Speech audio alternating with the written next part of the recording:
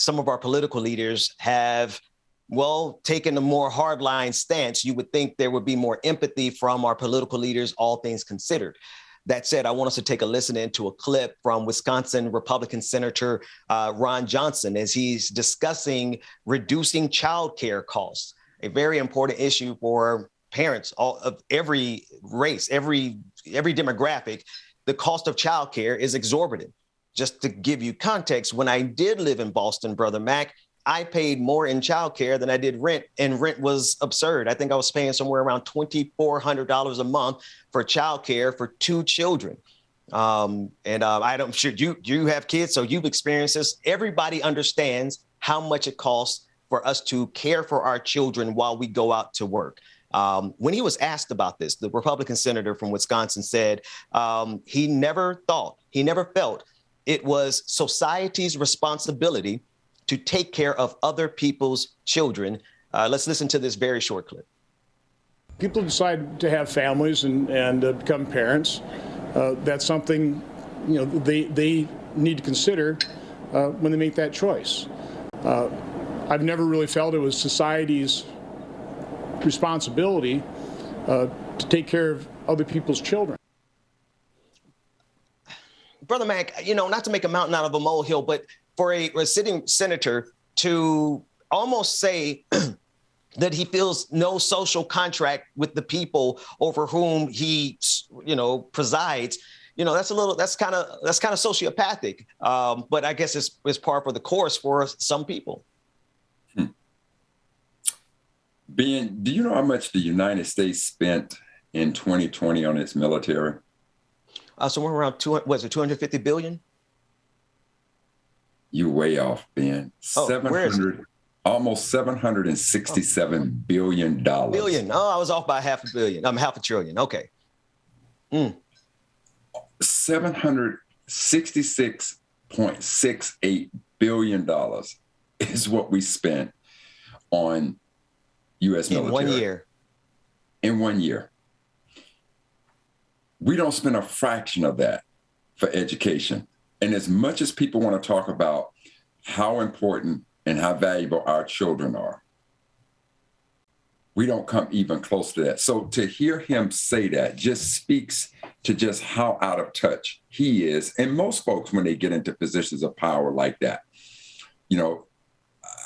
I really don't have an explanation for it. I do not. Well, I think what it is, I feel like a lot of people, a lot of our leaders, to be specific, I'm noticing a language shift. There was a time when there was this thing. Do you remember the compassionate conservative?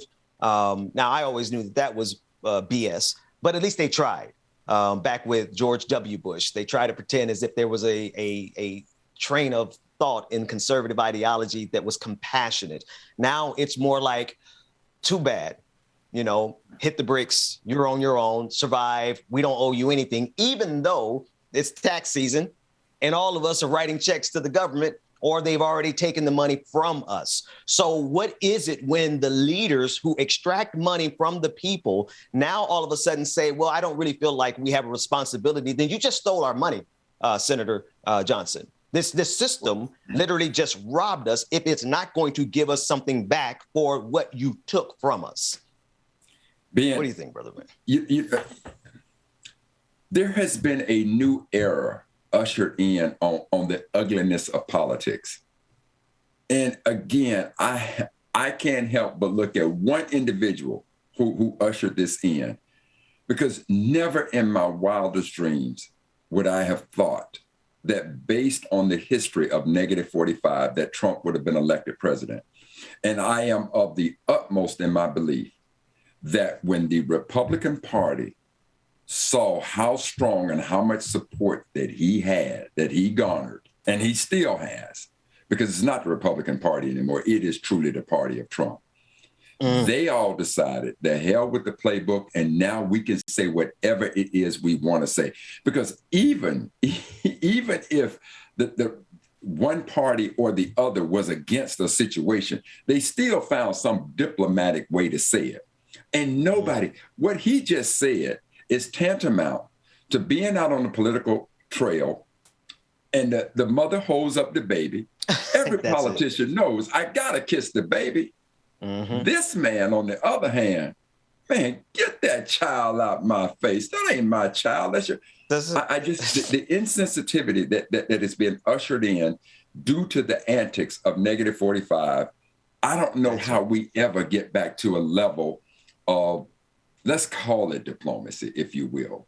But I don't know how. I just think it gets far more ugly as we proceed. Yeah, until voters speak up and say we're tired of that nonsense.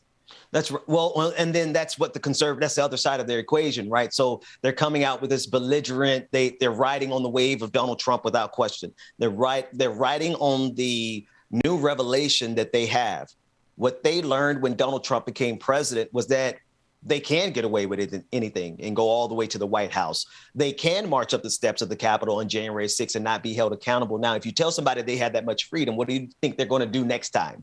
They're going to do it again. They're going to try it again. But I digress. The point is, they saw in Donald Trump the way that they could have all of their bigotry out front and center. Every little idle idea that they should have checked with somebody about, they're now saying it on TV and on radio and on the internet. And they feel empowered because of the belligerence of Donald Trump. And now here we are. Yeah, go ahead. And being not only that, but now that they're understanding just how much they can get away with, they're looking back to yesterday and looking at the tactics used yesterday